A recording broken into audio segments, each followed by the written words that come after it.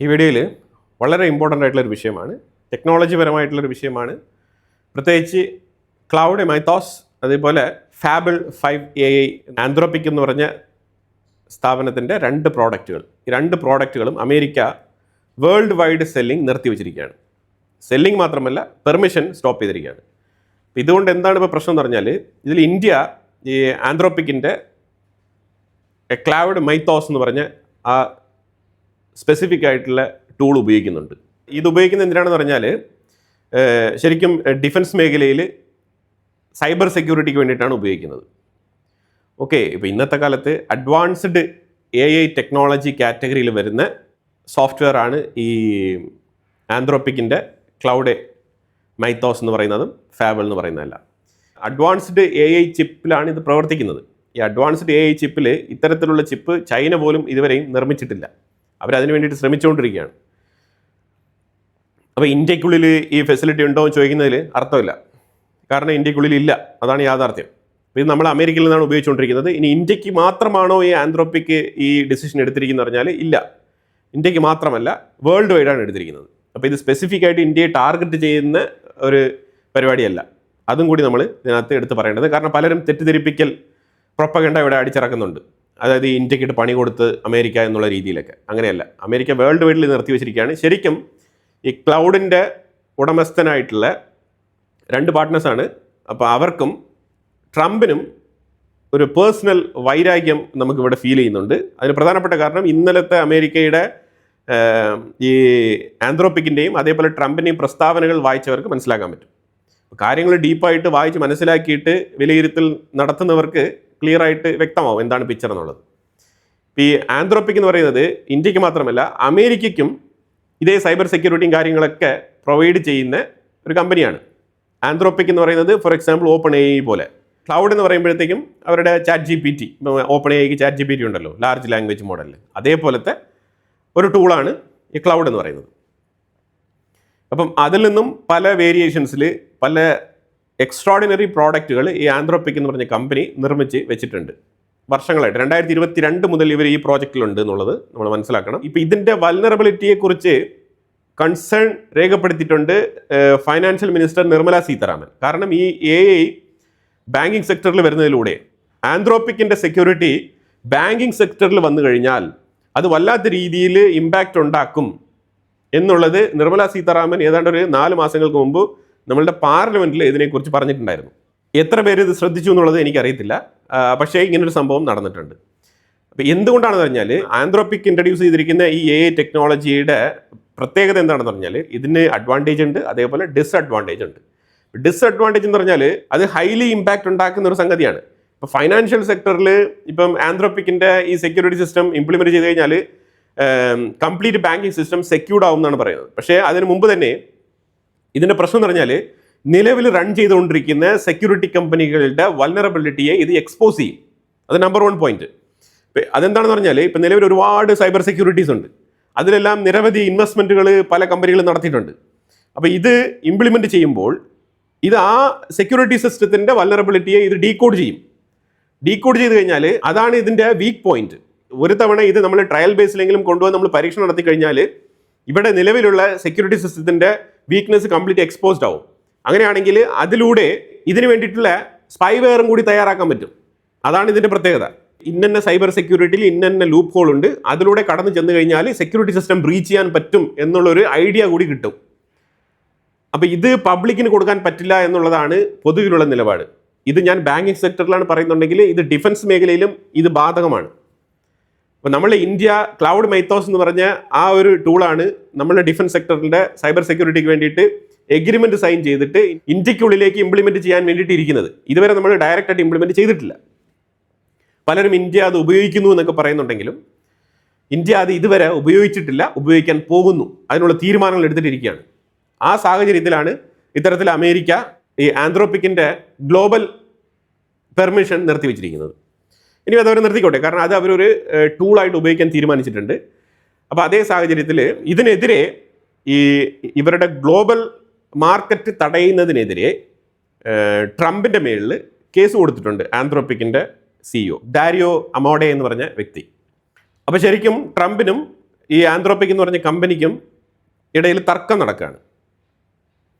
ഒന്നാമത്തെ കാര്യം, ഈ ആന്ത്രോപിക് എന്ന് പറഞ്ഞ കമ്പനി ശരിക്കും പെൻറ്റഗനുമായിട്ട് പ്രൈമറി എഗ്രിമെൻറ്റ് വെച്ചിട്ടുണ്ട്. അപ്പോൾ പെൻറ്റഗൻ ത്രൂ ആണ് മറ്റുള്ള രാജ്യങ്ങൾക്കൊക്കെ ഈ ഡിഫൻസുമായിട്ട് ബന്ധപ്പെട്ട ഈ പ്രോഡക്റ്റുകൾ വിൽക്കാൻ ഉദ്ദേശിച്ചിരുന്നത്. ഇപ്പോൾ അവർ അതും കൂടി തടഞ്ഞിരിക്കുകയാണ്. ഇപ്പോൾ ശരിക്കും പറഞ്ഞാൽ ഇത്രയും ഹ്യൂജ് ഇൻവെസ്റ്റ്മെൻറ്റ് നടത്തി തുടങ്ങിയ ഒരു കമ്പനിയുടെ വളർച്ചയെ തടയുന്ന രീതിയിൽ ട്രംപ് പ്രവർത്തിക്കുന്നുണ്ടെന്നുള്ളതാണ് ഇവരുടെ പരാതി. ഇത് ഈ കേസ് ഇപ്പോൾ കോടതി കിടക്കുകയാണ്.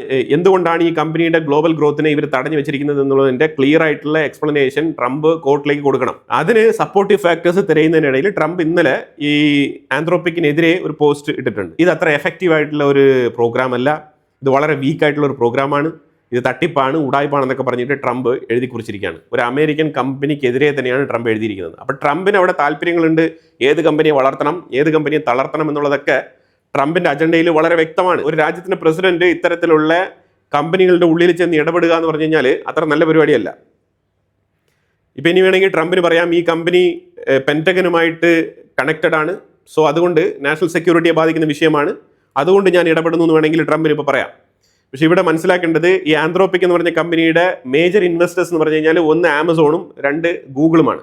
ഈ രണ്ട് കമ്പനികളാണ് ഏറ്റവും കൂടുതൽ ഇതിനകത്ത് ഇൻവെസ്റ്റ്മെന്റ് നടത്തിയിരിക്കുന്നത്, മേജർ ഷെയർ ഹോൾഡേഴ്സാണ്. ഈ കമ്പനി പ്രത്യേകിച്ച് ഗവൺമെന്റ് സ്ഥാപനങ്ങളുടെ സെക്യൂരിറ്റിക്ക് വേണ്ടി പ്രവർത്തിക്കുന്ന കമ്പനിയാണ്. ഇനിയിപ്പോൾ നമ്മൾ നേരെ ഇന്ത്യയിലേക്ക് വന്നു കഴിഞ്ഞാൽ, ഇന്ത്യ ഈ മേഖലയിൽ ഇൻവെസ്റ്റ്മെന്റ് നടത്തുന്നോ എന്ന് ചോദിച്ചാൽ ഇൻവെസ്റ്റ്മെന്റ് നടത്തുന്നുണ്ട്. നിലവിൽ ശ്രീധർ വേമ്പു എന്ന് പറഞ്ഞ സോഹോ ആ കമ്പനിയുമായിട്ട് ചേർന്നിട്ടുള്ള AI പ്രോജക്റ്റുകൾ ഇന്ത്യ പ്രൊമോട്ട് ചെയ്യുന്നുണ്ട്. AI പ്രോജക്റ്റിൽ ഇതേപോലെ സൈബർ സെക്യൂരിറ്റി ബിൽഡ് ചെയ്ത് കൊണ്ടുവരാൻ വേണ്ടിയിട്ട് ആ കമ്പനി ശ്രമിക്കുന്നുണ്ട് ഇന്ത്യക്കുള്ളിൽ, സോഹോ എന്ന് പറഞ്ഞ കമ്പനി. പക്ഷേ ഇവിടെ ഒരു കാര്യം മനസ്സിലാക്കേണ്ടത്, അഡ്വാൻസ്ഡ് ചിപ്പ് മേക്കിങ്ങിൽ അതിനകത്ത് ഒരുപാട് നമ്മൾ മുന്നോട്ട് പോകേണ്ടതുണ്ട്.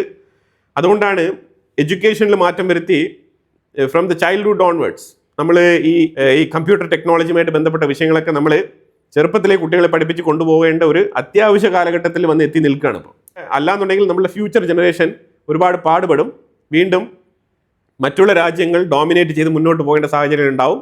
നമ്മൾ കുട്ടികളെ പഠിപ്പിച്ച് IIT പോലത്തെ സ്ഥാപനങ്ങളിൽ പഠിപ്പിച്ച് ഇതേപോലെ എക്സ്പോർട്ട് ചെയ്തുകൊണ്ടിരിക്കുന്ന സാഹചര്യം മാത്രമേ ഇവിടെ ഉണ്ടാവുള്ളൂ. അതിനൊരു തീരുമാനം ഉണ്ടാവണമെന്നുണ്ടെങ്കിൽ എല്ലാ കാര്യങ്ങളിലും വേൾഡ് ലീഡിംഗ് റിസർച്ച് നടക്കുന്ന എല്ലാ മേഖലകളിലും ഇന്ത്യക്കുള്ളിൽ റിസർച്ച് വേണം, എഫക്റ്റീവായിട്ടുള്ള റിസർച്ച് വേണം, ഇൻക്ലൂഡിങ് ഫോറിനേഴ്സിനെ കൊണ്ടുവന്ന് ട്രെയിൻ ചെയ്യിപ്പിക്കേണ്ട ഏരിയകളിൽ നമ്മൾ ആ രീതിയിലും കൂടി നമ്മൾ ശ്രമിക്കണം. അമേരിക്കയിലേക്ക് റിട്ടയർഡ് ഉദ്യോഗസ്ഥരെയൊക്കെ ഇതുപോലെ റിസർച്ച് മേഖലയിൽ പണിയെടുത്ത സയൻറ്റിസ്റ്റുകളെയൊക്കെ നമുക്ക് വിലയ്ക്ക് കിട്ടും.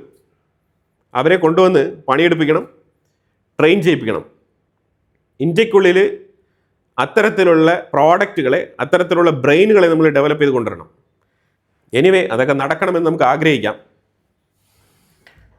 ഇതിൻ്റെ മറ്റൊരു വശം പറയപ്പെടുന്നത്, ഈ ആന്ത്രോപിക് എന്ന് പറഞ്ഞ ഈ സ്ഥാപനം ഈ കേസ് വിജയിച്ച് അവർ പബ്ലിക്കിന് വേണ്ടിയിട്ട് ഈ ടൂൾ ഇറക്കി കഴിഞ്ഞാൽ, ഫോർ എക്സാമ്പിൾ പണ്ട് മുതലേ എല്ലാ വിഷയങ്ങളും, ഇൻ്റർനെറ്റ് ഉൾപ്പെടെ പല വിഷയങ്ങളും മിലിറ്ററിക്ക് വേണ്ടിയിട്ടാണ് R&D വർക്കിന് വേണ്ടിയിട്ട് ഫണ്ടൊക്കെ അലോക്കേറ്റ് ചെയ്ത് ഇൻ്റർനെറ്റ് ഉൾപ്പെടെയുള്ള കാര്യങ്ങൾ കണ്ടുപിടിച്ചതും അതിൻ്റെ പുറകിൽ പ്രവർത്തിച്ചതെല്ലാം തന്നെ അവർ ആർമിക്ക് വേണ്ടിയിട്ടാണ്. പിന്നീടാണ് അതിൽ ചില മാറ്റങ്ങളൊക്കെ വരുത്തിക്കൊണ്ട് ആർമിക്ക് ഹൈ സെക്യൂരിറ്റി വേർഷൻ കൊടുക്കുകയും പിന്നീട് പൊതുജനങ്ങൾക്ക് വേണ്ടിയിട്ട് അതിനെ കുറച്ചുകൂടെ ലിബറലൈസ് ചെയ്ത് ആർമിക്ക് കൊടുക്കുന്ന അത്തരത്തിലുള്ള റെസ്ട്രിക്ഷൻസ് ഇല്ലാത്ത രീതിയിലുള്ള പൊതുജനങ്ങൾ അറിയേണ്ട വിഷയങ്ങൾ മാത്രം ഉൾപ്പെടുത്തിക്കൊണ്ടുള്ള ഒരു സെപ്പറേറ്റ് സോഫ്റ്റ്വെയർ ഉണ്ടാക്കിയിട്ട് ജനങ്ങളെ ഉപയോഗിക്കാൻ വേണ്ടിയിട്ട് അനുവദിക്കുന്നത്. വിൻഡോസ് 98 തൊട്ട് വിൻഡോസ് XP തൊട്ടുള്ള മൈക്രോസോഫ്റ്റിൻ്റെ പല പ്രോഡക്റ്റുകളും അതുപോലെ പൊതുജനങ്ങൾക്ക് ഇറക്കി കൊടുത്തതാണ്. പലതും കണ്ടുപിടിക്കുന്നത് ആർമിക്ക് വേണ്ടിയിട്ടാണ്. അതിൻ്റെ ഹൈ എൻഡഡ് വേർഷൻ ആർമി ആയിരിക്കും ഉപയോഗിക്കുന്നത് മിലിറ്ററി പർപ്പസിന് വേണ്ടിയിട്ട്. അതുപോലെ ഇപ്പോൾ ആന്ത്രോപിക്കും അത് തന്നെയാണ് അവർ ചോദിക്കുന്നത്. അവർ ചോദിക്കുന്നത്, ഞങ്ങൾക്ക് പൊതുജനങ്ങൾക്ക് ഉപയോഗിക്കത്തക്ക രീതിയിലുള്ള പ്രോഡക്റ്റുകൾ ഞങ്ങൾ കൃത്യമായിട്ട് റെസ്ട്രിക്ഷൻസ് ഒക്കെ വരുത്തിക്കൊണ്ട് പബ്ലിക്കിന് വേണ്ടിയിട്ട് ഡെഡിക്കേറ്റീവ് ആയിട്ടുള്ള പ്രോഡക്റ്റ് ഇറക്കിക്കൊണ്ട് ഞങ്ങൾക്കും കോമൺ മാർക്കറ്റിൽ ഇറങ്ങാമല്ലോ. അതിന് അനുവദിക്കുന്നില്ല അമേരിക്ക. ഇതാണ് അവരുടെ പ്രധാനപ്പെട്ട പരാതി. ഈ ആന്ത്രോപിക് ഇറങ്ങിക്കഴിഞ്ഞാൽ അതിന് ഇന്ന വിഷയങ്ങളൊക്കെ ഉണ്ട്, അത് വെച്ചിട്ട് ബ്രീച്ച് ചെയ്യുന്ന പോയിന്റ് കണ്ടെത്താൻ കഴിയും. അതായത് ഒരു വെബ്സൈറ്റിനെ ക്രാക്ക് ചെയ്യാനോ ബ്രീച്ച് ചെയ്യാനോ എത്തിക്കൽ ഹാക്കിംഗ്, ആ രീതിയിലുള്ള ആൾക്കാർക്ക് ഈ ആന്ത്രോപിക് വെച്ചുകൊണ്ട് വർക്ക് ചെയ്യാൻ കഴിയും. അത് ശരിക്കും വൾനറബിൾ ആണ് എന്നുള്ളതാണ് വാദം. ഈ വാദം എങ്ങനെയാണ് ആന്ത്രോപിക് പൊളിച്ചെടുക്കാൻ പോകുന്നുള്ളത് നമുക്കറിയില്ല. നിലവിൽ ഈ കേസ് കോടതി കിടക്കുകയാണ്. അതിനെ ബേസ് ചെയ്ത് ഇപ്പം ഇവിടെ ഇന്ത്യയിലെ ആൾക്കാർ പറയുന്നത്, ഇന്ത്യക്ക് ഇത് തരാതിരിക്കാൻ വേണ്ടിയിട്ടാണ് അമേരിക്ക ഇപ്പോൾ ഈ നിയമം ഇറക്കിയിരിക്കുന്ന രീതിയിലാണ് പഠിച്ചിറക്കുന്നത്. ആ നെറേറ്റീവ് തെറ്റാണ്. ശരിക്കും അമേരിക്കയ്ക്കുള്ളിൽ തന്നെ കോമ്പറ്റീഷനാണ്, അവിടെ ഫൈറ്റിംഗ് നടക്കുന്നുണ്ട്. ട്രംപ് മനഃപൂർവ്വമായിട്ട് ആന്ത്രോപിക്കിനെ തടഞ്ഞു വെച്ചിരിക്കുകയാണ്. അതുപോലെ കേസ് കോടതിയിലുമാണ്. അതാണ് നിലവിലെ വിഷയം. ഇനി വരാൻ പോകുന്ന AI ടെക്നോളജി കാലഘട്ടത്തിൽ നമ്മൾ അഡ്വാൻസ്ഡ് AI ചിപ്പ് മേക്കിങ്ങും അതുപോലെ തന്നെ ഇതേപോലത്തെ ആന്ത്രോപ്പിക് മോഡലിൽ വർക്ക് ചെയ്യുന്ന അതിനേക്കാളും പെർഫെക്റ്റ് ആയിട്ട് വർക്ക് ചെയ്യുന്ന കാര്യങ്ങളൊക്കെ നമ്മൾ സ്വന്തമായിട്ട് നിർമ്മിച്ച് നമ്മുടെ രാജ്യത്തിനുള്ളിൽ നടപ്പിലാക്കേണ്ടതുണ്ട്. ഇപ്പോൾ നമുക്കൊരു ചോദ്യം വരും, അപ്പോൾ ഈ ആന്ത്രോപ്പിക്കും ഈ സൈബർ സെക്യൂരിറ്റിയും ചൈനയ്ക്ക് ബാധകമല്ലേ? എന്ന് വെച്ചാൽ ചൈനയ്ക്ക് ബാധകമല്ല. എന്തുകൊണ്ടാണെന്ന് പറഞ്ഞാൽ ചൈന അവരുടെ ബൈഡു അതുപോലെ തന്നെ അവരുടെ സെപ്പറേറ്റ് ഓപ്പറേറ്റിംഗ് സിസ്റ്റത്തിലാണ് അവരുടെ ഗവൺമെൻറ് സെർവർ കാര്യങ്ങളെല്ലാം റൺ ചെയ്യുന്നത്. ഇല്ലെങ്കിൽ നമ്മൾ എന്ത് ചെയ്യണം? നമ്മളും ഗൂഗിൾ പോലത്തെ കാര്യങ്ങളെല്ലാം തന്നെ അവോയ്ഡ് ചെയ്തിട്ട് നമ്മളുടെ ഗവൺമെൻറ്റിനും ആർമിക്കും ഇതിനെല്ലാം വേണ്ടിയിട്ട് നമ്മൾ സെപ്പറേറ്റ് ആയിട്ട് ഒരു ഓപ്പറേറ്റിംഗ് സിസ്റ്റം ഇന്ത്യക്കുള്ളിൽ മാത്രം പ്രവർത്തിക്കുന്ന രീതിയിൽ നമ്മൾ കണ്ടെത്തി അതിൽ നമ്മൾ ഓപ്പറേഷൻസ് എല്ലാം തന്നെ നമ്മൾ കൊണ്ടുവരണം. അങ്ങനെയാണെന്നുണ്ടെങ്കിൽ ഈ ഗൂഗിൾ പ്ലാറ്റ്ഫോമിലും അതായത് നിലവിലുള്ള കോമൺ പ്ലാറ്റ്ഫോമുകളിൽ പ്രവർത്തിക്കുന്ന തരത്തിലുള്ള ഈ ആപ്പുകളൊന്നും തന്നെ അതിൽ സ്യൂട്ടാവില്ല. കാരണം അതിന് വേണ്ടിയിട്ട് അവർ ആ കമ്പനി തന്നെ വേറൊരു പ്രോഡക്റ്റ് മോഡിഫൈ ചെയ്ത് ഇറക്കേണ്ടി വരും. അപ്പോൾ അത് റിസ്ക്കാണ്. അപ്പോൾ അത്തരത്തിലുള്ള സെപ്പറേറ്റ് ആയിട്ടുള്ള ഓപ്പറേറ്റിംഗ് സിസ്റ്റം നമ്മളുടെ രാജ്യത്തിനുള്ളിൽ നമ്മൾ റൺ ചെയ്യുന്നുവെങ്കിൽ പ്രശ്നമില്ല. പക്ഷെ നമ്മൾ അങ്ങനെയല്ല. നമ്മൾ completely depended on Google, Amazon, AWS ഇതേപോലത്തെ പല കോമൺ പ്ലാറ്റ്ഫോമുകളെ ഡിപ്പെൻഡ് ചെയ്താണ് ഇന്ത്യ ഇപ്പോഴും പ്രവർത്തിക്കുന്നത്. സോ നമുക്ക് ഒരു എക്സംഷൻ ഉണ്ടോ എന്ന് വെച്ചാൽ ഇല്ല, അൺലെസ് നമ്മൾ കണ്ടെത്തണം. അപ്പോൾ അതാണ് നിലവിൽ ഈ സൈബർ സെക്യൂരിറ്റിയുമായിട്ട് ബന്ധപ്പെട്ട വിഷയം. നിലവിൽ ആന്ത്രോപ്പിക് നമുക്ക് കിട്ടാത്തത് കൊണ്ട് നമുക്ക് വലിയ പ്രശ്നമൊന്നുമില്ല. കാരണം നമ്മളത് വാങ്ങിച്ച് ഓൾറെഡി ഇവിടെ ഇംപ്ലിമെൻറ്റ് ചെയ്തിട്ടിരിക്കുന്ന ആൾക്കാരല്ല. നമ്മൾ വാങ്ങിക്കാൻ പദ്ധതി ഇട്ടിട്ടുണ്ട്, എഗ്രിമെൻറ്റ് സൈൻ ചെയ്തിട്ടുണ്ട്. AI ടെക്നോളജി ട്രാൻസ്ഫറുമായിട്ട് ബന്ധപ്പെട്ട് ഇന്ത്യയിൽ ഈ 2 മാസങ്ങൾക്ക് മുമ്പ് നടന്ന ആർട്ടിഫിഷ്യൽ ഇൻ്റലിജൻസുമായിട്ട് ബന്ധപ്പെട്ട ഒരു എക്സ്പോ ഉണ്ടായിരുന്നു. ആ എക്സ്പോയിൽ ഇതുമായിട്ട് ബന്ധപ്പെട്ട് ഒരു എഗ്രിമെൻറ്റ് അമേരിക്കയുമായിട്ട് നമ്മൾ സൈൻ ചെയ്തിട്ടുണ്ടായിരുന്നു. ആന്ത്രോപ്പിക് എന്ന് പറഞ്ഞ കമ്പനിയുമായിട്ടാണ് സൈൻ ചെയ്തിരുന്നത്. അതാണ് ഇപ്പം തടസ്സപ്പെടുന്നത്. അതുപോലെ തന്നെ ഇന്ത്യയും ഫ്രാൻസും തമ്മിൽ ഭാരത് ഇന്നോവേഷൻ എന്ന് പറഞ്ഞിട്ട് ഫ്രാൻസിൻ്റെ ഉള്ളിൽ ആദ്യമായിട്ടാണ് ഇന്ത്യക്ക് പുറത്ത് നമ്മൾ ഒരു ഇന്നോവേഷൻ ക്യാമ്പയിൻ സ്റ്റാർട്ട് ചെയ്തിരിക്കുന്നത്. ഇത് ഇന്ത്യയും ഫ്രാൻസും തമ്മിലുള്ള ഇന്നോവേഷൻ ഷെയറിങ്ങുമായിട്ട് ബന്ധപ്പെട്ട പ്ലാറ്റ്ഫോമാണ്.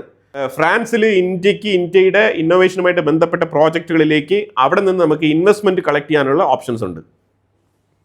കാരണം അതൊരു ഗ്ലോബൽ എക്സ്പോഷർ കിട്ടുകയാണ്. അമേരിക്കക്കാളും ഫ്രാൻസിനെ ബെറ്റർ ആയിട്ട് നമുക്ക് ട്രസ്റ്റ് ചെയ്യാം, അതെന്തായാലും ഉറപ്പാണ്. അമേരിക്ക പോലത്തെ ബിഹേവിയർ എന്തായാലും ലോകത്ത് മറ്റൊരു രാജ്യങ്ങളും കാണിക്കൂല, അത് ഉറപ്പാണ്. അപ്പോൾ എന്തായാലും ഫ്രാൻസും ഇന്ത്യയും തമ്മിൽ ഈ ഭാരത് ഇന്നോവേഷൻ എന്ന് പറഞ്ഞ ആ ഒരു ഇനിഷ്യേഷൻ അത് ഇന്നലെ ഇനോഗ്രേറ്റ് ചെയ്തിട്ടുണ്ട് ഫ്രാൻസിൽ. ഫ്രാൻസിലെ നീസിൽ വെച്ചിട്ടാണ് ഈ ഇനോഗ്രേഷൻ സെറമണി നടന്നത്. ഇന്ത്യക്ക് വളരെ വലിയൊരു അച്ചീവ്മെൻറ്റും ഒരു മുതൽക്കൂട്ടും തന്നെയാണ്. അപ്പോൾ എന്തായാലും വളരെ നിർണായകമായിട്ടുള്ള ആന്ത്രോപ്പിക് മൈത്തോസ് എന്ന് പറഞ്ഞ സൈബർ സെക്യൂരിറ്റിയുമായിട്ട് ബന്ധപ്പെട്ട വിഷയമാണ് ഞാൻ ഈ വീഡിയോയിൽ അപ്ഡേറ്റ് ചെയ്തത്. ഇതിനെക്കുറിച്ചുള്ള അഭിപ്രായങ്ങൾ കമൻറ്റ് ബോക്സിൽ രേഖപ്പെടുത്തുക. കൂടുതൽ വാർത്തകളുമായിട്ട് അടുത്ത വീഡിയോയിൽ വരാം. Thank you so much.